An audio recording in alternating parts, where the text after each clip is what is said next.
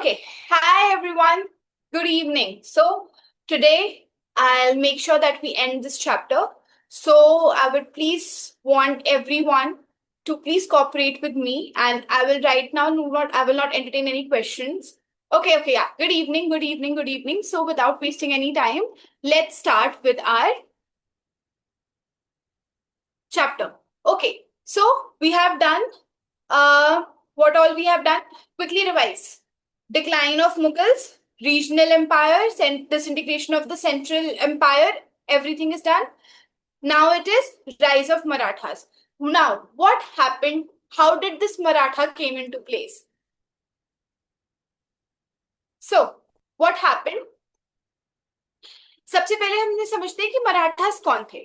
Who are Marathas. सबसे पहले तो अगर हम किसी का राइज पढ़ रहे हैं तो हमें सबसे पहले तो ये जानना चाहिए कि ये एग्जैक्टली है कौन. Who are these peoples. तो who are Marathas. Marathas are western Indian, especially Maharashtra के एक पावरफुल वॉरियर कम्युनिटी है ये. ओके उनका एम था अपना इंडिपेंडेंट रूल को स्टैब्लिश करना और मुगल डोमिनेशन को चैलेंज करना. ठीक है. अब यहाँ पे मुगल्स ने क्या सोचा that Marathas are very they're not highly in power. They thought that they are supreme in powers, but this was what the mindset the Marathas had. जब मुगल एम्पायर वीक होने लगा तब मराठास धीरे धीरे इंडिया के सबसे पावरफुल पॉलिटिकल फोर्सेस बन गई. So after Mughal, see it was MM. The Mughals started declining, then the Marathas were the second most powerful community. तो धीरे धीरे वो इन प्ले आने लगी. ठीक है. मराठास पावर की फाउंडेशन शिवाजी ने रखी थी. शिवाजी का जन्म कब हुआ था? अब प्लीज यहाँ पे इसको फटाक से अपने नोट्स में लिख लीजिए. शिवाजी का जन्म कब हुआ था? शिवाजी का जन्म हुआ था, he was born on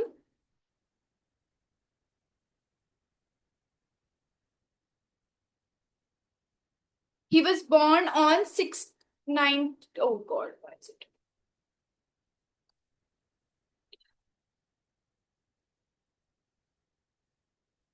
Sorry, he was born on, sorry, yes, 1630.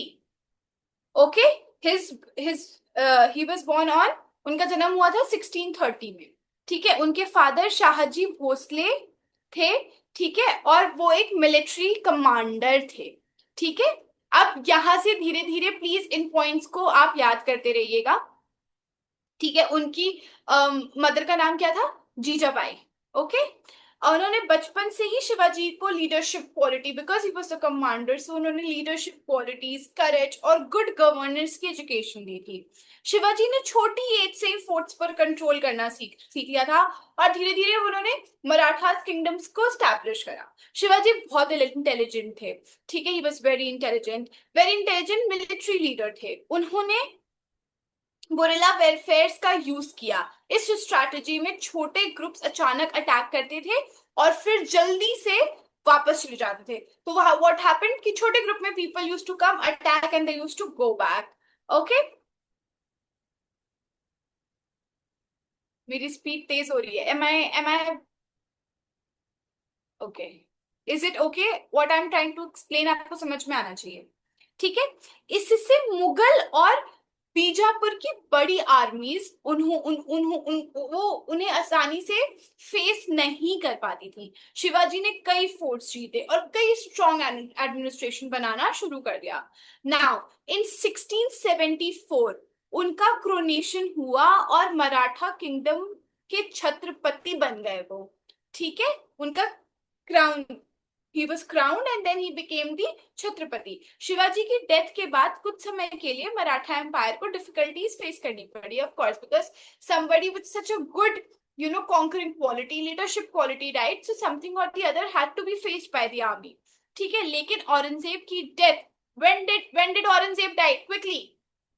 Yes, very good, 1707. उसके बाद मुगल एम्पायर वीक हो गया. इस वीकनेस का मराठा ने पूरा एडवांटेज लिया था. ठीक है. अब देखो वहां पे भी मराठास ने अपना दिमाग लगाया, उन्होंने उसका पूरा एडवांटेज लिया. इस पीरियड में पेशवा का रोल बहुत इंपॉर्टेंट हो गया. पेशवा ओरिजिनली किंग का चीफ मिनिस्टर होता था. ठीक है. लेकिन धीरे धीरे वही मराठा एडमिनिस्ट्रेशन और मिलिट्री का रियल लीडर बन गया. बालाजी विश्वनाथ ने मराठा पावर को ऑर्गेनाइज किया और अलग अलग मराठा चीफ्स को एक साथ लाए। तो फिर क्या हुआ, धीरे धीरे जितने भी मराठा चीफ्स अलग अलग थे वो एक साथ आ गए। एकता में पावर है ना। बालाजी विश्वनाथ जी ने मराठा पावर को ऑर्गेनाइज किया और अलग अलग मराठा चीफ्स को एक साथ ले आए। उसके बाद बाजीराव वन ने मराठा एम्पायर को बहुत एक्सपैंड कर दिया था। ठीक है। बाजीराव वन ने मराठा एम्पायर को बहुत एक्सपैंड कर दिया। उन्होंने मालवा, गुजरात, नॉर्थ इंडिया के कई रीजन्स में मराठा को इन्फ्लुएंस और स्टैब्लिश किया। उनका मानना था कि मुगल एम्पायर अब गिर रहा है और मराठास को पूरे इंडिया में अपनी पावर बढ़ानी है। तो उनका क्या मानना था कि मतलब अब मुगल एम्पायर जब गिर रहा है तो अब हम, because we are the second strongest, तो अब हम अपनी पावर्स को बढ़ा सकते हैं। ठीक है। फिर मराठास ने क्या करा, मराठास ने कई मुगल प्रोविंसेस में भी हमला करना शुरू करा और फिर सरदार देशमुख जो कि एक एडिशनल टैक्स ऑफिसर थे, उन्होंने टैक्स कलेक्ट करना शुरू किया। इससे उनकी इकोनॉमिकल मिलिट्री पावर और स्ट्रांग हो गई। तो अगर उनकी किसी ने पूछा उनकी मिलिट्री पावर कैसे स्ट्रांग हुई, तो वो टैक्स कलेक्ट कर रहे थे, उसकी वजह से उनकी मिलिट्री पावर स्ट्रांग हो गई। धीरे धीरे मराठास इंडिया की सबसे पावरफुल रीजन बन गए और मुगल एम्पायर सिर्फ नाम का रूलर रह गया। ठीक है। लेकिन मराठा एक्सपेंशन हमेशा सक्सेसफुल नहीं रहा। इन 1761 इन 1761 the third battle of Panipat में मराठास का सामना किससे हुआ था? अहमद, किससे हुआ था गाइस? अहमद शाह दुरानी जी से। ठीक है। इससे उनका पाला पड़ा और इस बैटल में मराठास बहुत बुरी तरीके से हार गए। ठीक है। और इस डिफीट के बाद थोड़ा उनका एक्सपेंशन रुक गया, लेकिन फिर भी इंडिया की एक मेजर पॉलिटिकल इकोनॉमी मराठास की थी। इतना समझ में आया? ठीक है। तो एनसीईआरटी के अकॉर्डिंग व्हाट, अब इतनी पूरी कहानी में से एनसीईआरटी से क्या हमें कंक्लूजन मिलता है कि एनसीईआरटी के अकॉर्डिंग एम्पायर का डिक्लाइन एक बहुत इंपॉर्टेंट रीजन था। दोनों ही रीजन था। शिवाजी, पहले तो शिवाजी मराठा की फाउंडेशन रख, शिवाजी ने मराठास और पेशवास की फाउंडेशन रखी थी। तो वो तो एक पॉइंट था ही कि उसकी वजह से तो बहुत ही स्ट्रांग था ही एम्पायर। प्लस क्योंकि मुगल डिक्लाइन कर रहे थे, इसकी वजह से भी इनका राइज हो गया। समझ में आया? फटाफट ये देखिए। Founded by Chhatrapati Shivaji Maharaj. He was, Shivaji Maharaj का time period and life journey. Okay. और ये थे क्या थे? Self rules of Hindu. ठीक है। एक्सपेंशन क्या हुआ, स्ट्रेंथन हुआ शामजी, रामजी एंड ताराबाई की वजह से। गुरिल्ला वेलफेयर की वजह से इनका नेटवर्क बहुत स्ट्रांग था। What is guerrilla welfare? कि छोटे आर्मी में जाओ, अटैक करो, भागाओ। फिर पेशवा का राइज हुआ। बालाजी विश्वनाथ जी ने लेड किया फाउंडेशन ऑफ मराठास को और रियल पावर शिफ्ट हो गया पेशवा फ्रॉम छत्रपति जी के उसमें। अंडरस्टूड? अब अंडर पेशवास क्या हुआ, एक्सपेंशन किसने कराया? बाजीराव वन जी ने। अब इनका भी हमें बर्थ टाइम और डेथ टाइम याद करना है। उन्होंने क्या किया, इन्होंने कॉन्कर किया Malwa, Bundelkhand, Gujarat, parts of north India, chauth and sar deshmukh rights को रिकॉग्नाइज करा।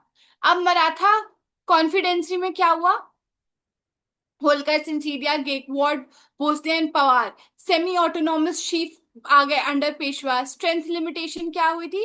Strong cavalry and guerrilla tactics local support की वजह से था। लिमिटेशन क्या थी? यूनिटी नहीं थी, इंटरनल राइवरीज बहुत थी, इसकी वजह से थोड़ा उसमें दिक्कत होती थी। ठीक है। ये समझ में आ गया मराठास? ये टॉपिक अब हम बंद करें।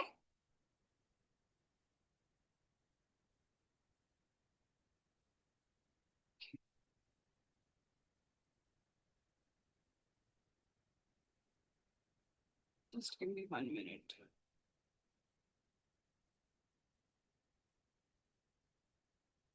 ओके। अब हमें क्या करना है, Indian economics and condition of, yes, wait a minute.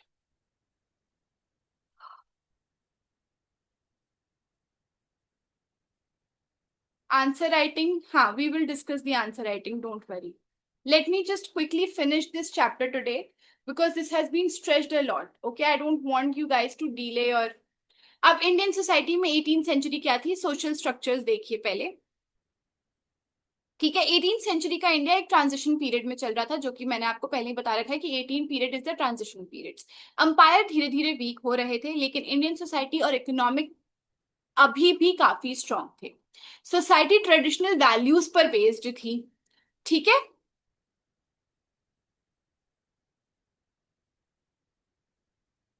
मैं चैट्स पढ़ रही हूँ, क्लास पे ध्यान दीजिए प्लीज.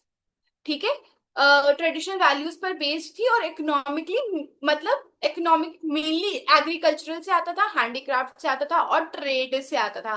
किस चीज से आता था, हैंडीक्राफ्ट से आता था, ट्रेड से आता था और एग्रीकल्चर से आता था. इसी पीरियड में यूरोपियन ट्रेडिंग कंपनीज भी इंडिया आने लगी. अब ट्रेडिंग ट्रेडिंग से यूरोपियन कंपनी आ गई. ठीक हो, ठीक है भाई. इंडियन सोसाइटी की एक हायरार्की थी. अब आप ये हायरार्की यहाँ पे देख सकते हैं. ठीक है, उसमें क्या था, हायरार्की थी, मतलब हर व्यक्ति का एक फिक्स्ड सोशल पोजीशन होता था. सोसाइटी में कास्ट सिस्टम बहुत स्ट्रांग था. हर कास्ट के अपने ऑक्यूपेशन थे. ठीक है, जैसे कुम्हार का बच्चा कुम्हार, पंडित का बच्चा पंडित, और वो कुछ नहीं कर सकता. अगर वो कुम्हार बनना चाहे तो वो नहीं बन सकता. ठीक है, इसी वजह से लोगों के लिए अपनी सोशल पोजीशन चेंज करना बहुत डिफिकल्ट होता था उस टाइम के लिए. वुमेन की पोजीशनिंग जनरली बहुत वीक होती थी. सोसाइटी पैट्रियार्कल थी, यानी फैमिलीज और सोसाइटी में डिसीजन मेकिंग का पावर ज्यादातर मेन के हाथ में ही होता था. चाहे वो बेवकूफ हो, गधा हो, लेकिन वही लेता था डिसीजंस. वुमेन का एजुकेशन और पब्लिक लाइफ में लिमिटेड अपॉर्चुनिटी मिलती थी. चाइल्ड मैरिज और पूर्दाह जैसी कस्टम्स भी कई रीजन्स में फॉलो किए जाते थे. लेकिन कुछ रॉयल फैमिलीज और हाउसवेल फैमिलीज में वुमेन पॉलिसीज और एडमिनिस्ट्रेशन को भी इंपॉर्टेंट दिया जाता था. उस समय विलेज विलेज इंडियन सोसाइटी का बेसिक यूनिट था. ठीक है, ज्यादातर लोग विलेज में ही रहते थे और फैमिलीज से अपनी लाइवलीहुड को कमाते, क्योंकि एग्रीकल्चर सबसे बेसिक था ना. तो आप समझिए, विलेज लाइफ तो होनी जरूरी है. विलेज लार्जली सेल्फ सफिशिएंट थे. फार्मर्स, पोर्टर्स, ब्लैकस्मिथ, कारपेंटर्स और वीवर्स एक दूसरे की जरूरतें अपने आपस में ही पूरी कर लेते थे. इसी वजह से जो विलेज इकोनॉमी थी वो इजीली चलती थी. साथ ही टाउन्स और सिटीज भी डेवलप्ड हो रहे थे. अब भाई ट्रेडिंग होती थी तो टाउन्स और सिटीज भी डेवलप्ड हो रहे थे. अर्बन एरियाज में मर्चेंट्स, आर्टिशंस, बैंकर्स और प्रोफेशनल्स रहते थे. ठीक है, लाइक दिल्ली, लखनऊ, मुर्शिदाबाद, पुणे जैसी सिटीज ट्रेडिंग की सिटीज बन गई थी. ठीक है, अब इकोनॉमिक कंडीशन क्या हुई 18th सेंचुरी में. ठीक है, इंडिया की इकोनॉमी का मेन बेस था एग्रीकल्चर. ज्यादातर पॉपुलेशन फार्मिंग करती थी. अभी धीरे धीरे ही लोग दिल्ली की तरफ और इधर की माइग्रेट कर रहे थे.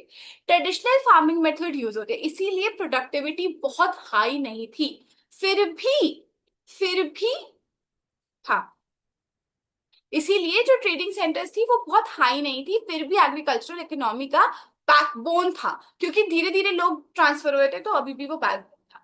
इंडिया का हैंडीक्राफ्ट क्राफ्ट इंडस्ट्री दुनिया भर में फेमस था. इंडियन आर्टिशंस बहुत स्किल्ड थे और हाईली क्वालिफाइड गुड्स बनाते थे. Metal work, jewellery, wood carving, craving, handicraft की फॉरेन कंट्रीज में भी डिमांड थी. ये सब चीजें जो हमारे फार्मर्स और हमारे क्राफ्ट्समैन बनाते थे, ये बाहर की कंट्रीज में भी बहुत, मतलब डिमांड में थी. इसीलिए तो उन्हें लगा कि हमें लूटना इजी है कि नहीं है. ओके, अब सबसे फेमस कोई चीज अगर एग्रीकल्चरल के बाद थी तो वो थी टेक्सटाइल इंडस्ट्री. यहां से ही यूरोपियंस ने हमें क्या बोलते हैं, बेवकूफ बनाना शुरू करा, समझो एक तरीके से. ठीक है, जैसे muslin cloth, cloth sorry, silk cloth, ये वर्ल्ड फेमस थे. बंगाल का मसलिन, गुजरात का कॉटन यूरोप और एशिया तक एक्सपोर्ट होता रहता था. इसी वजह से इंडिया को उस समय टेक्सटाइल प्रोडक्शन का वर्ल्ड लीडर कहा जा रहा था. ठीक है, अब इंटरनल ट्रेड भी काफी एक्टिव था. डिफरेंट रीजन के बीच रोड, रिवर्स, मार्केट्स के थ्रू गुड्स का एक्सचेंज होता था. मर्चेंट एक स्टेट से दूसरे स्टेट तक प्रोडक्शन लेकर जाते थे, जिससे इकोनॉमिकली स्ट्रॉन्ग, मतलब इकोनॉमी जो है हमारी स्ट्रांग बनी रहती थी. ठीक है, फॉरेन ट्रेड भी प्रॉस्पेरस था. Indian textile, spices, Indigo, silk, etcetera जैसी चीजें ट्रेड हुआ करती थी। इस ट्रेड की वजह से जितना भी इंडिया इंडिया था वो रिचेस्ट कंट्री में से एक में आता था। लेकिन धीरे धीरे यहाँ पे यूरोपियन ट्रेडिंग कंपनीज ने अपना दिमाग लगाना शुरू करा और हम पे कंट्रोल लेना शुरू करा। ठीक है, अब उसे ये लगा कि ये तो बेवकूफ है, इनसे गुड्स लो लेकिन उसके सही प्राइजेस मत दो। अब इस पूरे में से एनसीईआरटी कंक्लूजन क्या देती है? 18th सेंचुरी में जब Indian society tradition, caste based, ये सब चीजें देख रहा था, एग्रीकल्चरल, मतलब क्योंकि मतलब दूसरे को दिमाग लगाने का मौका ही नहीं देते थे, किसी को फ्रीडम ऑफ मतलब फ्रीडम ऑफ स्पीच नहीं थी, फ्रीडम ऑफ चॉइसेस नहीं थे। उस समय यूरोपियन इन्वेस्टर्स जो है अपना दिमाग लगा रहे थे। वो ये सोच रहे थे कि धीरे धीरे इंडिया की इकोनॉमिक स्ट्रेंथ को कम कैसे करा जाए, क्योंकि भाई अब ये ट्रेडिंग में तो सबसे ज्यादा हो रहे हैं, तो इन्हें कम कैसे किया जाए। अब इस चीज पे आप एक एक आंसर राइटिंग करके लेके आएंगे। मैं आपको आपके उस पे एक क्वेश्चन दिलवाऊंगी आफ्टर, सॉरी एक मिनट, हाँ, आफ्टर क्लास मैं आपको वो क्वेश्चन दिलवाऊंगी। आप लोग ध्यान से वो क्वेश्चन करेंगे। ठीक है, आई एम सो सॉरी, मैं आज थोड़ा जल्दी जल्दी इसको खत्म करने की कोशिश कर रही हूँ। Now we have 2 topics, 3 topics left. Okay, फिर इसको फिनिश करते हैं। Education and cultural. ठीक है, अब एजुकेशन में क्या हुआ था? ट्रेडिशनल सिस्टम, पाठशाला, मद्रासेस, ये सब कॉमनली बनने लगे थे। ठीक है, but education was regional and practical, religious and practical. ठीक है, उस समय एजुकेशन ऐसी नहीं दी जाती थी, आपको रिलीजियस एजुकेशन दी जाती थी। सब्जेक्ट क्या थे? Religion, philosophy, law, Persian, Arabic, Sanskrit, mathematic, astronomy, medicine and literature. Medicine काफी टाइम से चलते आ रहे थे, आचार्य थे जो आपको ये बताते थे। और कैसे बनता था? गुरुकुल बना था, जहाँ पे मतलब बच्चों को एक तरीके से out of the cures of the society, उन्हें गुरुकुल में रख के पढ़ाया जाता था एट सर्टेन एज। ठीक है, अब कल्चरल कैसे हुआ? इंडियन इस्लामिक स्टाइल्स में अपने मस्जिद बनाने लगे, टेम्पल्स अपने एक हिंदू स्टाइल में टेम्पल्स बनने लगे। ठीक है, लोग म्यूजिक की तरफ जाने लगे, people started soothing themselves with music. Okay, people started you know soothing themselves with music. अब मैंने आपको बताया कि क्राफ्टमैन तो बहुत ही थे, तो पेंटिंग्स और ये सब, ये थी एजुकेशनल और कल्चरल प्रॉपर्टीज हमारे उसमें। ठीक है, समझ में आया आपको? इसमें कुछ ज्यादा नहीं है आई थिंक। ठीक है, आप बस ये लेके जाइए कि उस समय की एजुकेशन प्रॉपर्टी और कल्चरल प्रॉपर्टी थी क्या। अब हम चलते हैं पॉलिटिकल कंडीशंस पे। अब यहाँ पे थोड़ा आपको ध्यान देना पड़ेगा। ठीक है, weakening of Mughal authority, central power Aurangzeb की डेथ के बाद डिक्लाइन हो गया था। ठीक है, सक्सेसेस वीक पड़ गए थे, कंट्रोल कम पड़ गए थे, आर्मीज के पास पैसे नहीं होते थे। अब मैंने आपको बताया जो कि आसपास के उनके जो रीजनल मैनेजर्स थे या रीजनल पावरफुल एम्प्लॉयज थे उस किंगडम के, उन्होंने क्या करा, उन्होंने खुद वहां पे अपना एक पावर ले लिया और उसको एक इंडिपेंडेंट स्टेट बना दिया। जैसे बंगाल, अवध, हैदराबाद, इन सब में अलग ही अपने स्टेट्स बनने लगे, तो यूनिटी रही ही नहीं। ठीक है, प्रोविजनल ऑटोनॉमी होने लगी, सब अपना इंडिपेंडेंटली रूल करने लगे, आपस में ही लड़ने लगे। ठीक है, फिर इसके बीच उस पूरे पॉलिटिकल कंडीशंस में अब जब मतलब एक प्रॉपर सक्सेसर्स मुगल्स के थे ही नहीं, पर Marathas which was established by our Chhatrapati Shivaji, उनके दिमाग से उन्होंने जो चीज एक पावरफुल कम्युनिटी डेवलप करी थी, उनको लगा कि अब हम पावर में आ जाते हैं। ठीक है, कंटिन्यूअस इंटरनल कॉन्फ्लिक्ट्स होते थे, मतलब आपस में ही लोग लड़ रहे हैं, जातगीर आपस में लड़ रहे हैं उनके पास, क्योंकि उनको लगता था कि उनके लैंड्स के प्रॉपर उन्हें पैसे नहीं मिल रहे हैं, मनसबदारी क्राइसिस होने लगे। मैं ये मनसबदारी ये सब चीजें मैं सिखा चुकी हूँ। जाट और सिख, ये दे स्टार्टेड कमिंग अबव। ठीक है, अब इसके बीच क्या हुआ, नादिर शाह की वजह से, जो हमने पिछले उसमें पढ़ा था रीजनल उसमें, कि नादिर शाह ने क्या करा, उन्होंने अटैक करा था, हमारे इन्वेस्ट करा था किसके, अहमद शाह आदबली पे। और उन्होंने दिल्ली का वेल्थ वो लेके चले गए थे, उन्होंने मतलब काफी ज्यादा वेल्थ ले लिया था। मुगल प्रेस्टिजियस सोर्स को उन्होंने सीवियरली डैमेज कर दिया था, क्योंकि दिल्ली से ही वो पूरा कंट्रोल लेते थे, वहां का ही सीवियरली डैमेज कर दिया। European inventions, British, French, Dutch emerge करे पॉलिटिकल पावर्स में, ट्रेडिंग होने लगी। ठीक है, ब्रिट लेकिन अब जब हमने ईस्ट इंडिया कंपनी से ट्रेडिंग करी, फिर वो ये सोचने लगे कि अब हमें कैसे इसको पॉलिटिकली और इकोनॉमिक, एक्चुअली पॉलिटिकली कंडीशंस को यूज करके इनको इकोनॉमिकली वीक करना है। ठीक है,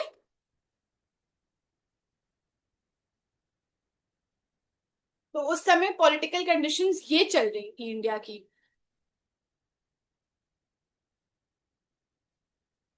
next, India on the eve of British consequence. अब हुआ क्या? Fragment, ready to fall. British आ गए, मुगल अथॉरिटी दिल्ली में रिड्यूस हो गई, पॉलिटिकली डिसइंटीग्रेशन हो गया, इकोनॉमिक वीकनेस हो गई। क्यों? Mansabdari crisis, decline of agricultural, handicraft, taxation हो गया, मतलब एक्सप्लॉइट हो रहा था धीरे धीरे हर चीज। मिलिट्री वीक होने लगी because people, the Kings were not economically supporting the military power, वो वीक होने लगी। मॉडर्न ट्रेनिंग नहीं रही, मिलिट्री में कोई डिसिप्लिन नहीं रहा, तो वो कैसे फेस करती एक इतनी, मतलब ईस्ट इंडिया कंपनी या एक यूरोपियन आर्मीज को। सोशल डिविजन होने लगा, कास्ट से लोग डिवाइड हो गए, काम से लोग डिवाइड हो गए, यूनिटी ही नहीं रही। तो मतलब कहते हैं ना कि एक जगह आपस में ही मारने को तैयार हो, तो तीसरा तो भाई फायदा उठाएगा ही।